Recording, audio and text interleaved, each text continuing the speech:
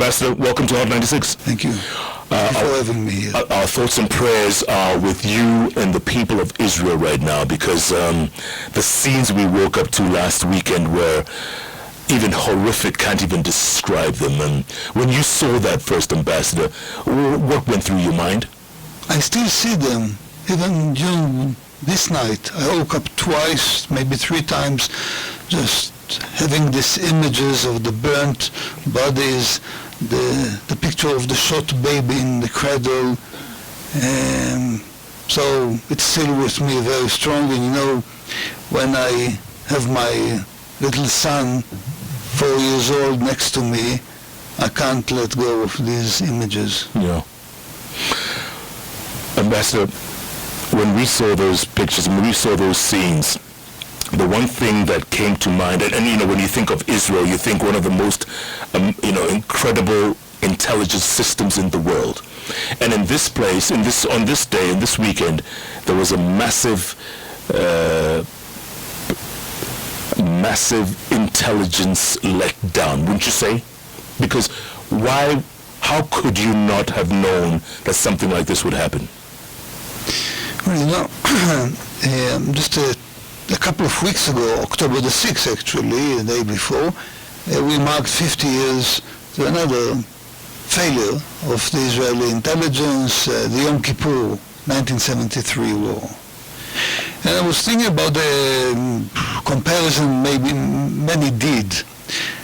So you have the tactical technological failure, but I think that it's more profound, the failure, and that's, I'm not sure we can term it failure. The thing is that we are in a perception. Human beings, the good ones, have a perception that there is a limit how much bad, how much evil there is. And when it goes beyond, even intelligence researchers, officers, okay, they see the information, but they cannot think about a scenario like this. They cannot think that someone will go into apartments, into houses and burn people alive and shoot babies, take hostages, Holocaust survivors. The youngest baby in Gaza today is 9 months old. So it's beyond the technologies. We cannot think, we cannot imagine such a scenario. And it's not maybe a failure. I mean, luckily we are on the good side, most of us. And what is all this conflict stemming from? Because, you know, there's been this on and off for a very long time. Is there like a main thing that it's based on? That's something that too many people confuse these days. I saw also some headlines here in newspapers, the Israel-Palestine war. Israel did not declare war on Palestine, on the Palestinian Authority actually. We did not declare war. The Palestinian Authority is in the West Bank. We declared war on the Hamas terrorist organization, not on the people of Gaza, on the Hamas terrorist organization. Israel left. We are out of Gaza since 2005, 18 years. We are not there. Hamas rules Gaza. And this is something, I understand, you know, people are far away, they confuse facts, but the Hamas is ruling Gaza. All right. The conflict stems from what? Decades, right? There's been, let's face it, animosity between Israelis and Arabs. There is some deep perversion. I think that this attack, doesn't, I don't want to think that there is any cause, and I think nobody should look for a cause to murder and burn civilians and babies. There is a conflict between Israelis and Palestinians. Of course, on a Palestinian independent status they want, and so on and so forth. I can go on and describe what we've been offering already in 95 and 2000, you know, 95% of the territory and the population. But that's not the issue now, and I don't want to go there. The issue is killing of civilians for the sake of killing civilians. You know, we found among the 1,500 terrorists, Hamas, that we managed to kill during the first 2 days, a lot of guiding materials in Arabic, which are accessible on the media. And they describe exactly what should be done with civilians. What's the maximum suffering that you have to cause civilians? How do you have to kill them, torture them, take them hostages? That's all in Arabic, available on the media. And so, whatever it is that they write down, is it a like a misinterpretation of regular religion, or what happens with these Hamas? Hamas is a terrorist organization which, according to its own charter, which again is open for everybody to read, says that annihilation of Israel, that's the end, that's the target, the end game of Hamas. The same as Hezbollah, and the big brother that stands behind those two, which is Iran. So they say it very openly. It's not my interpretation, yours interpretation. Just read it, even translated into English. It's just what they stand for. Are you making any headway in trying to contain them? Either the Hamas, Hezbollah, or the third one you mentioned? So Hezbollah, in a way, was contained after the war in 2006 in Lebanon. But again, here we think logically, and that's another mistake we do. We try to be logic. We don't try, we are, humans. So we say there are economic benefits for Hamas, for Hezbollah to keep calm, not launch any hostilities. Lebanon found offshore gas, big reserves of gas, so why would Hezbollah launch a war which will, as if I quote Israeli military army commanders said, will take Lebanon back to the Stone Age. Why would someone do this if he has a potential for growth and, But again, we read things logically and we think logically, but that's illogical because we are dealing with a terrorist organization. So again, think about the terrorist organization here in your surrounding. Is there any logic? Is there any logic? Did you try to find any logic in Al-Shabaab going into a university in Garissa in 2015 and murdering cold-blood students? Is there any logic in it? No. And you didn't try to find one, and you can't find one, besides killing for the sake of killing. Ambassador, at the same time, are you afraid that this war will drag in or will lure in Hezbollah and maybe Iran and Syria? Is there a danger that this might escalate? There is a danger. This is obviously why, and just in the last week, a lot of exchange of fire. 2 Israeli soldiers were killed. One of them was killed yesterday by fire from Hezbollah. And this is exactly why the U.S. president decided to send his forces to the Mediterranean to deter Iran, to deter Hezbollah, and he was very explicit about it. At the same time, as much as we sympathize with the people of Israel, a lot of people are saying that a lot of civilian casualties in the streets of Gaza, in Gaza City, and that 2 wrongs don't make a right. What do you say to that, Ambassador? First, I think that many don't really know the facts. I'll give you just one example. I hear about no water in Gaza. We declared on the first day that we closed shut down supply of water to Gaza. Do you know what proportion the Israeli supply of water to Gaza, what proportion was it? People don't know, obviously, common people. So the Gaza Strip consumes about 220 million cubic meters of water yearly. Israel was supplying 18 million, so less than 10% of it. And the day before yesterday, we decided to reopen the tap to Gaza. So this is just one small concrete example how facts are confused. We called the citizens of Gaza from the northern part to move to the south. Do you know any other army that before launching an attack makes phone calls to civilians to evacuate? Do you know of any other army that drops millions of leaflets telling them evacuate, declaring a safe passage? We declared a safe passage between north and south part of Gaza Strip, knowing, of course, taking into account the probability that many Hamas terrorists will go with these convoys. But we said for the safety of the population. So we take utmost measures to make sure that we have minimal civilian casualties. We use precise ammunition. We don't target population. Hamas launched more than 5,000 rockets in the first few days after Saturday, targeting population. So Israel tries to minimize Hamas, and go and read the guide that was circulated to the Hamas terrorists who invaded Israel last Saturday. This is the aim, to target population. Yeah, there's some critics who are saying that a lot of children have been caught up in this. A lot of children have been killed and injured in the Israeli retaliation. What do you say?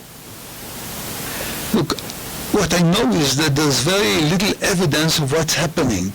We know from past experience that when Hamas says casualties, they don't distinguish, for obvious reasons, between how many terrorists were among them. And we use precision ammunition. We target apartments, houses, the depots of ammunition.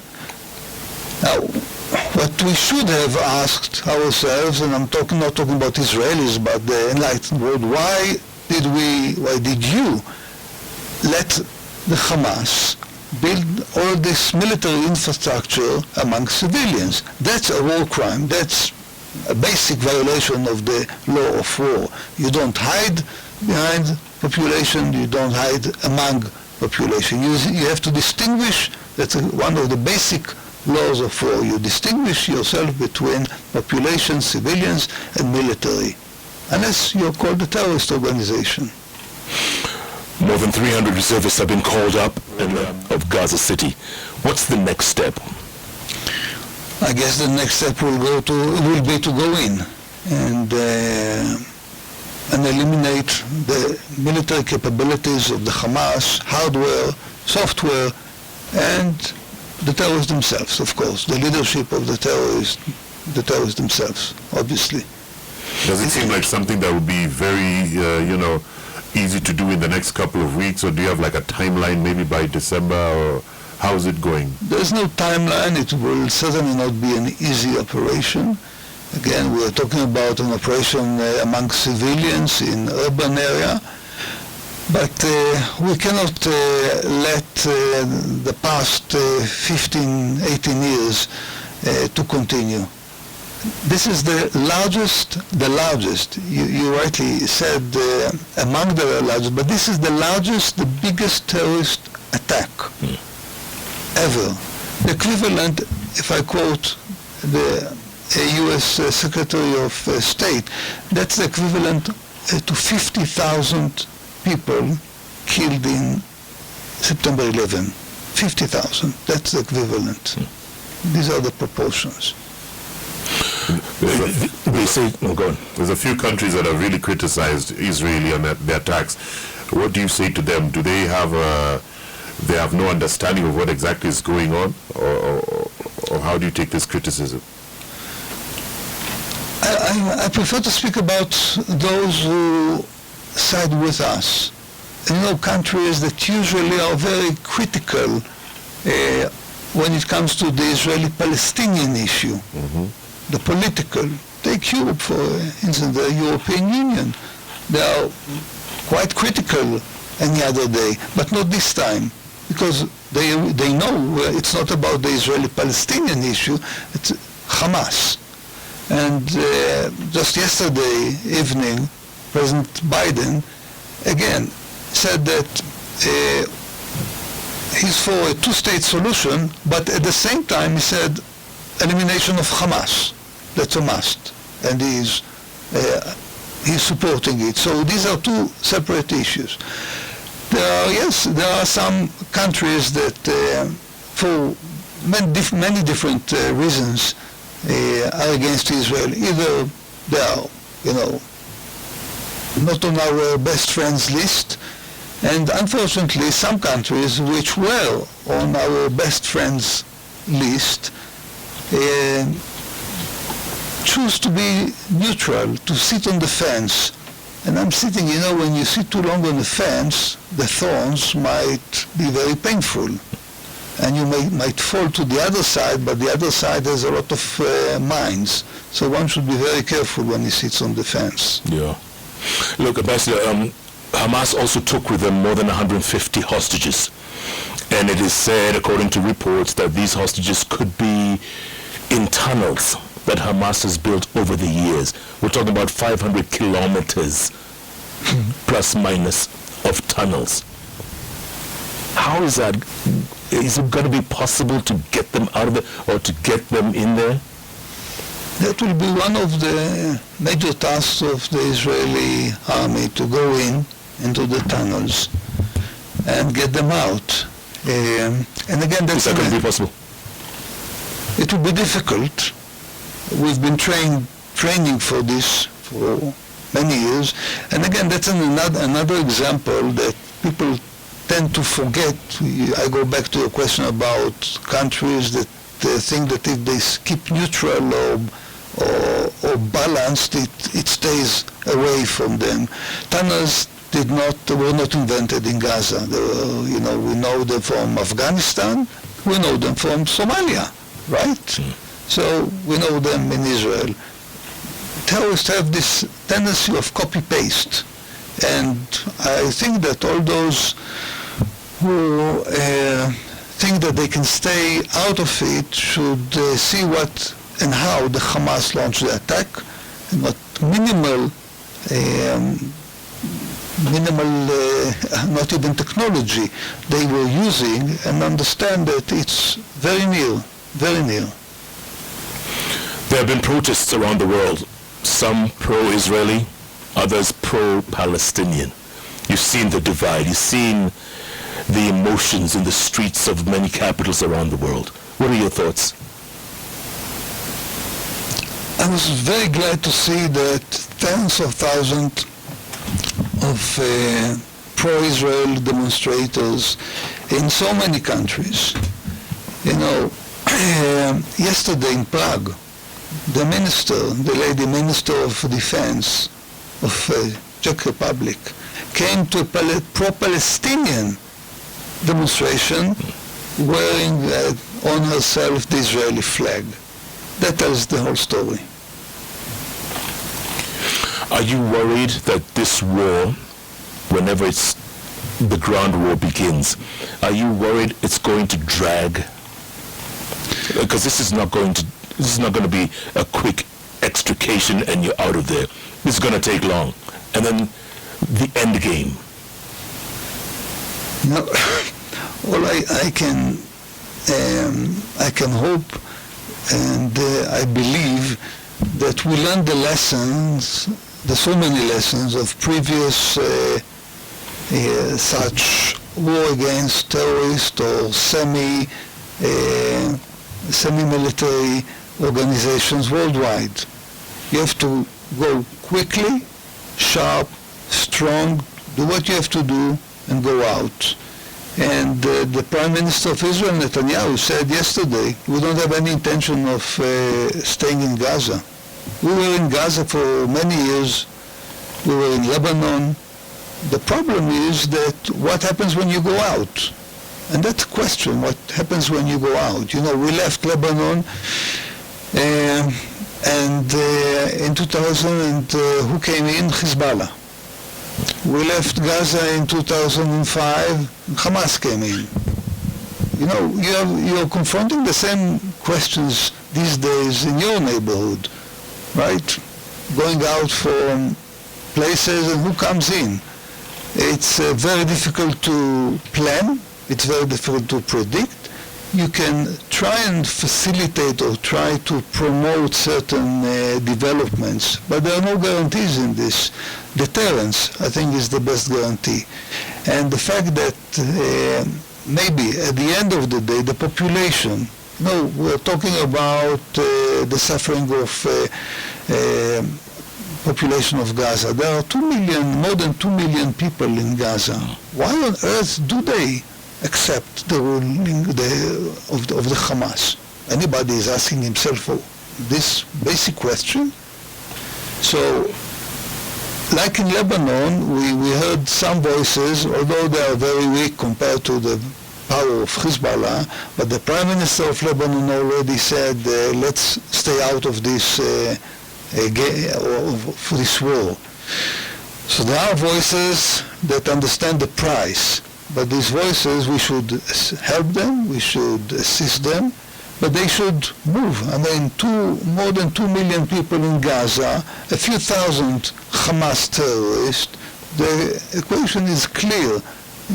They have to do something for themselves, for their own sake.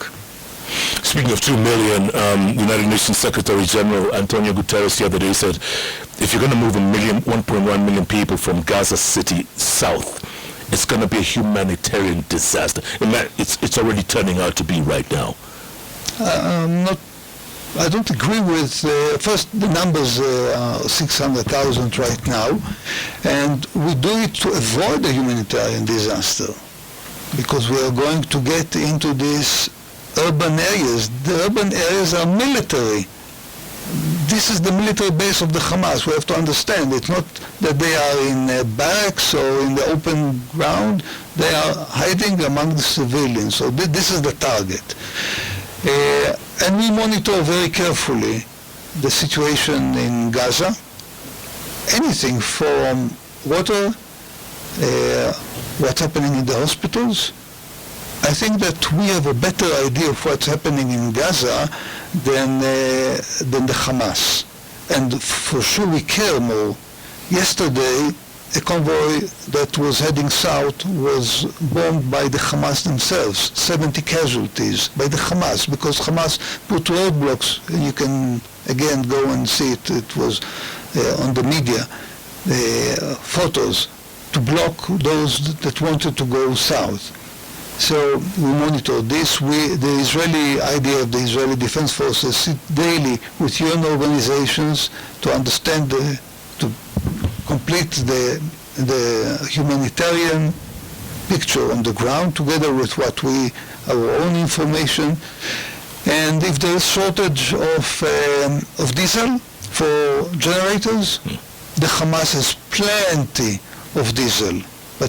They use it for their own purpose. They keep it for their own purposes. So maybe it's about time that the international community will press them, that the UN will press them to use the diesel, not to move their own cars to cause more terror, but to assist the civilians. Yeah, a lot of hospitals are complaining that I think by this morning their fuel will run out, the generators that they need. But there is plenty of fuel. The Hamas has it. Again, Hamas took hostages, not only the Israelis, but more than 2 million people. The difference is that 2 million people can revolt, can do something if they wish. They can. And it will be much less painful for them than the ongoing war that is going now. It must be difficult, Ambassador, living in a country surrounded by enemies. It is, though, in the last few decades we managed to make many openings, first with Egypt, then Jordan, and the last 3 years ago with the Abraham Accords, with the Gulf states, with Morocco. But talking about surrounding, Hamas and Palestinians complain always about being surrounded and what they cannot do. So I just want to remind everybody, as you said, Israel was surrounded for so many years, locked and blocked. And We didn't develop terrorist organizations. What we developed is a flourishing economy, high-tech, agriculture, education. This is what we invested in. But if people choose to invest their resources in ammunition, in killing, that's the end. The end is what we see these days. Are you getting a lot of positive reaction from Israelis around the world? Because we're reading stories where people who were in the reservists before and relocated, they went to live in other countries, are now coming back to Israel and they want to join the war. Yeah, we see, I mean, we had a big issue of getting Israelis back to Israel, and in the first few days flights were full, but the volunteering spirit of Israelis inside Israel, outside Israel, Jews, but let me say here, beyond Jews, I participated in different prayers here. I get so many messages of support here in Kenya. It's so encouraging. And when people ask me, what can we do? How can we help? And I say, this is exactly what we need, this spiritual support. Yesterday I participated in a prayer in a church called Ruach. Ruach is a spirit in Israel. This is exactly what we need. And I will add that, I saw very difficult pictures this week, and I shared with many decision makers also. I shared these pictures so they understand. And that's a deviation from what we used to do in the past. It was a written rule. We don't do it. Dignity of the dead. We don't share pictures of this kind. No time before. But this time we thought that this has to be done. It's the first time we mentioned the word Holocaust when we are talking. So one of the worst moments I had was not only looking at the pictures, but when I sent these pictures to a senior person, and I got the comment of either I get well noted or unfortunate this or thank you. That goes beyond me. I mean, how can you look at the picture, a photo of a baby shot in the cradle and react like well noted? And I get it, I get these comments as well, and that's very upsetting. So the spiritual support that I get from so many, that we get, Israelis, from so many Kenyans, from the president, immediately on the first day. He was the first to come out, Minister of Foreign Affairs, the PS Foreign Affairs. That was very encouraging and very important for us. Yeah, but there's some other African countries who are not in support or who have, I guess, thrown their support behind the Palestinians. Africa, it looks like it's split almost down the middle. Yeah, after the re-establishment of diplomatic relations with most of Africa in the 90s, we were talking with countries about the breaking of diplomatic relations in 1973, and many were explaining the mistake they did at the time. So again, we are trying to decipher this enigma, why countries, why the African Union, why other countries decide to side with Hamas. And again, if you want to say something about a two-state solution, any solution, say it. Don't confuse it, don't mix it with killing civilians. Hamas is not, you are harming this political issue, Palestinian-Israeli, if you put inside the Hamas. Because then Israelis say, okay, are these countries with the Hamas? So are these our friends? And friends are tested exactly these days. I was reading somewhere about how the Hamas managed to infiltrate even the security systems. And sometimes we hear about how, like let's say American, have someone come from school, join, flight school, and just somehow become an American and somehow be in the system and be able to execute some of these deeds from within. Are you working, to try and eliminate such kind of infiltration? Because based on the stories, people are caught flat-footed. The thing is, as we mentioned before, there was an intelligence failure here. Yes. You see things, but you attribute it to other motives. And I'll be specific. In the last 2 years, if you go back and listen to Israeli commentators, experts, everybody was saying the Hamas tries to come into some kind of coexistence with Israel, to focus on economic development. There were demonstrations on the fence just a week before the attack, and all Israeli commentators were explaining it because by saying that Qatar did not transfer the right amount of money to the Palestinians. Actually, what happened, now we know it, is that they did the demonstration next to the fence so they can plant the bombs that blew up the fence on Saturday.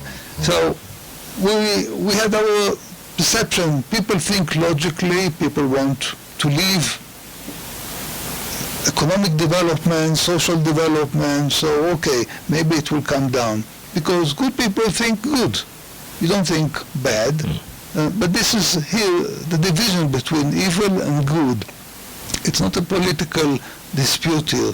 Political dispute will, I'm sure, will come back, or maybe it will be replaced with a political solution later. But first we have to get rid of the Hamas. And that's going to take a while, Ambassador, isn't it? I mean, let's face it, this could drag. It can, but, we like to think of ourselves, and so do others, that we are a startup nation, that we think different. And we do. So I hope that and believe that in this case we will think differently. Different than other countries that got into the same situation and, as you said, had to stay for many years and suffer, Afghanistan and so many other examples. So that we will be able to think in a different way and to find a solution. And we've seen pictures of Gaza City the last few days, and it's literally been flattened for most part. Flattened. Going into an urban area like neighborhoods. You're talking about neighborhoods, not Gaza City, but especially the neighborhood on the northern part of Gaza, which was the luxury neighborhood, fully housed by the Hamas. And is the goal to flatten the whole city, or, I mean, obviously we don't know what's going to happen, but what's the intention? The intention is to eliminate the military capabilities. And the military capabilities are inside the urban area. So if you have an ammunition depot in a house, in a mosque, if you put your headquarters under a hospital, then it becomes a target. So, and this is one part. The second is that the Israeli Air Force will do what it takes to make sure that when we go in on ground, there will be less casualties to the Israelis. The other thing is, in this day and age of social media, there's a lot of fake news coming out of the place. It's going to be difficult siphoning or sieving through all the news, what's fake, what's not. I agree. Yeah, this is why that's your duty in the media, to verify, to confirm. In my job as a diplomat, when someone tells me something, I go and ask 3 or 4 others to verify. Is it the same? Is it? And I think everybody should do it, because today it's so easy to take pictures that are 5, 6 years old and plant them. I mean, I don't have to tell you how easy it is, but we have to confirm, we have to listen to many sources and get the picture right. all Israelis have to serve in the military, including my son. Is he there now? Yes. What do you think of that? I mean, how do you talking to him? Are you in touch? When they're allowed to talk, yes. But he is now in the north. You know, we split the forces north and south.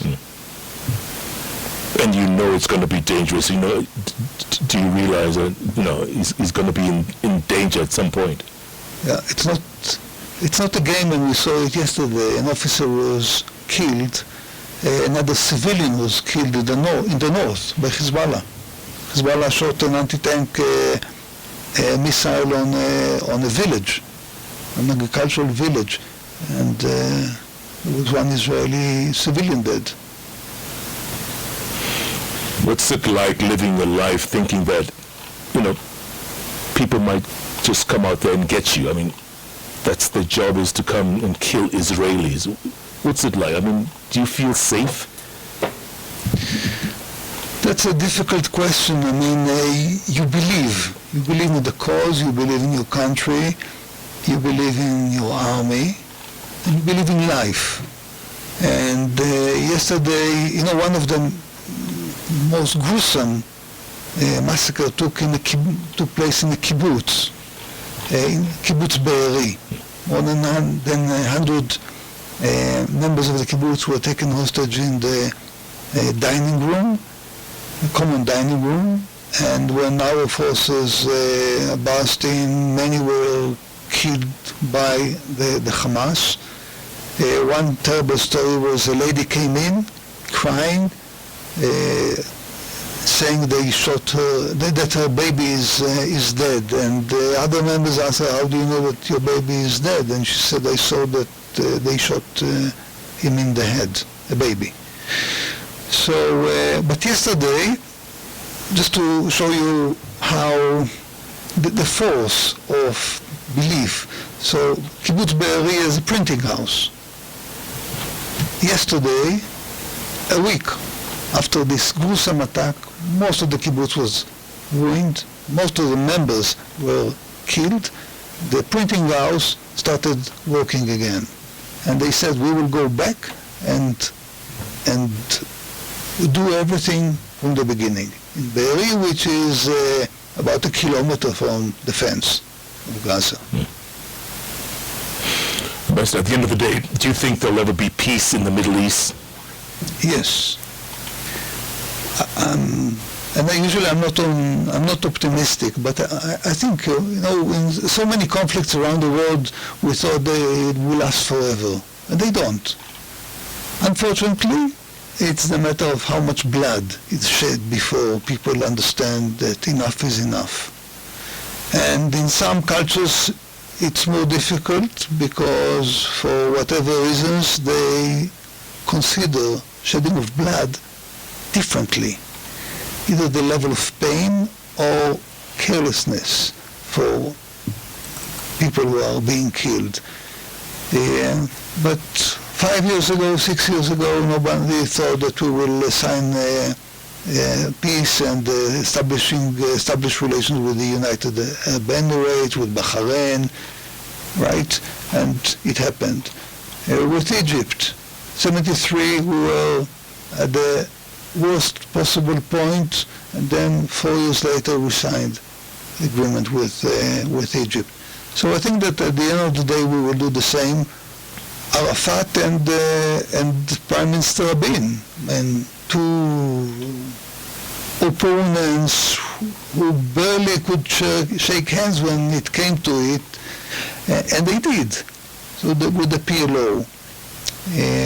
So I'm optimistic that it will happen. Yeah. Israel was very divided before this incident last week, and extremely divided, especially with judicial reforms and all that stuff. So it's really, there are demonstrations almost every day in Jerusalem and Tel Aviv. Has this brought the country together?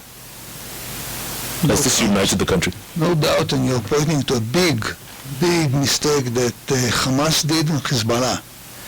Because, Nasrallah, the leader of Hezbollah, has this theory that Israel has a better army, but Israel will threaten from within.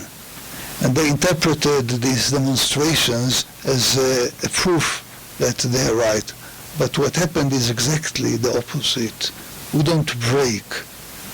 We cry, we mourn, but we come together, and we strike back. So this does not break us, but strengthen us. And just in the last few days, even the ultra-Orthodox, religious ultra-Orthodox who were opposing serving in the military, many of them volunteered now to serve in the military or to assist the army in different ways. So unfortunate as it is, but definitely it unites us all. No matter left, right, it doesn't have any meaning. Yeah. And for Kenyans who have just tuned in and for the very first time are trying to understand this conflict, this war, what do you tell them going forward? That be with us. Thank you for being with us. I read the media here. I know that there are some opinions that, saying, well, if we stay a bit away, more neutral, it will, but it's not about neutrality here, it's not about balancing here, because we have a terrorist organization on one side and we have humanity, not Israel, humanity on the other side. So I'm sure that no Kenyan wants to side with a terrorist organization. We should all remember terrorist organizations communicate between themselves, copy-paste, tactics, ideology, and it doesn't matter if he's an extreme Shiite or an extreme Sunni. Sudan, Sunni country, was for years the best friend of Iran. Hamas is a Sunni organization, well backed ideologically, financially, military by Iran. Hezbollah and Hamas work together, Shiites and Iranians, extreme Shiites, Of course, there are also moderate Shiite countries. One of them, Azerbaijan, is one of our best friends. So it's about the extreme.